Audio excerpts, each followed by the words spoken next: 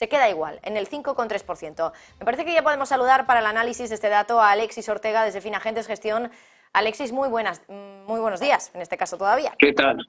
¿Qué tal, Marta? Muy buenos días. Alexis, dato más positivo, en este caso sorpresa positiva para la inflación general, aunque muy poquito, solo una décima para el anual, del 5,3 al 5,2, en la mensual también una décima, del 0,6 al 0,5, la subyacente igual. ¿Qué valoración le das al conjunto de estos datos de IPC que hemos conocido hoy? Bueno, la verdad es que esto no es más que generalmente el dato final suele ser bastante parecido a la estimación flash. Y la verdad es que aquí se ha producido una corrección, en este caso a la baja de la inflación general, interpretando que los precios no han subido un 0,6 mensual como se estaba previendo en la estimación flash, sino un 0,5. La general cae ligeramente.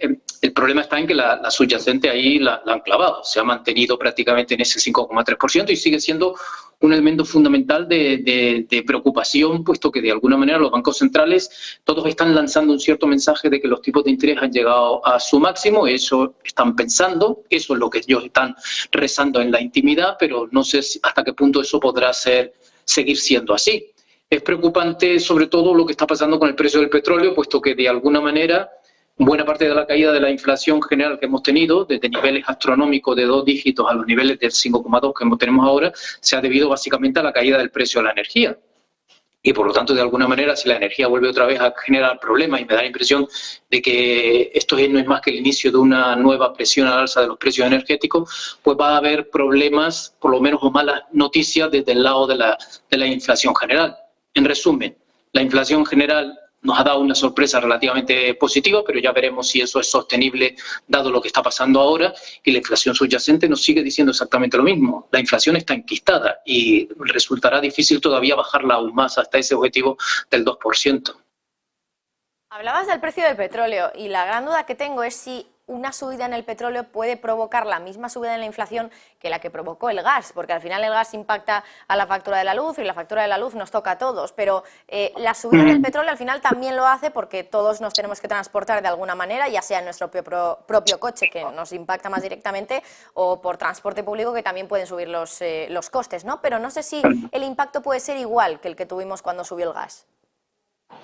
Hombre, yo creo que en general todo el precio de la energía afecta de una manera muy importante. Hay que tener en cuenta de que obviamente el gas a lo mejor puede afectar a algún tipo de industria que tenga como energía el gas y no tanto la gasolina o el petróleo, pero todavía, sobre todo en España, sigue habiendo mucho transporte que obviamente se hace con gasolina y eso de alguna manera se traslada luego más tarde a los precios de venta de todos los productos que se transportan. En España el transporte de mercancías por carretera es muchísimo casi más importante que por otro tipo de transporte que a lo mejor podría ser algo más barato. En general, yo creo que el impacto puede ser exactamente el mismo, si no muchísimo más, y por lo tanto, de alguna manera, tenemos que tenerlo bastante presente.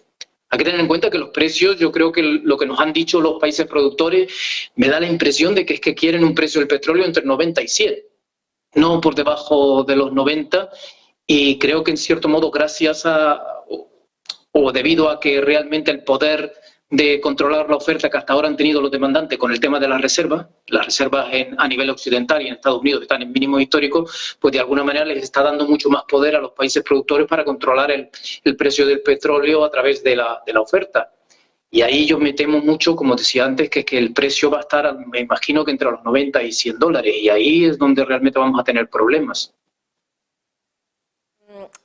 A partir de ahora, todavía queda mucho para la siguiente reunión para el Banco Central Europeo, pero entiendo que ese dato va a quedar algo más relegado, sobre todo el dato importante será el siguiente que conozcamos para el mes de septiembre, para la siguiente reunión del Banco Central Europeo. ¿Crees que ya en el siguiente dato se puede empezar a notar algo de esta subida de los precios del petróleo? En el dato de inflación, quiero decir.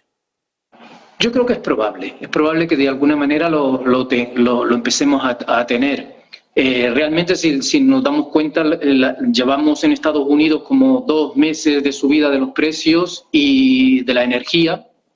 Y, por ejemplo, en el último dato, prácticamente del 0,6, la mitad de esa subida fue precios de gasolina, que subieron mensualmente casi un 10%, con lo cual, de alguna manera, nos viene a decir que muchas veces este proceso de entrar en la inflación general de los precios energéticos es bastante inmediato y por lo tanto me da la impresión de que ya algo tendremos en el mes que viene, pero aunque yo creo que lo más probable es que sea al mes siguiente, sobre todo si los precios de energéticos o los precios de la gasolina se mantienen en los niveles que tenemos ahora.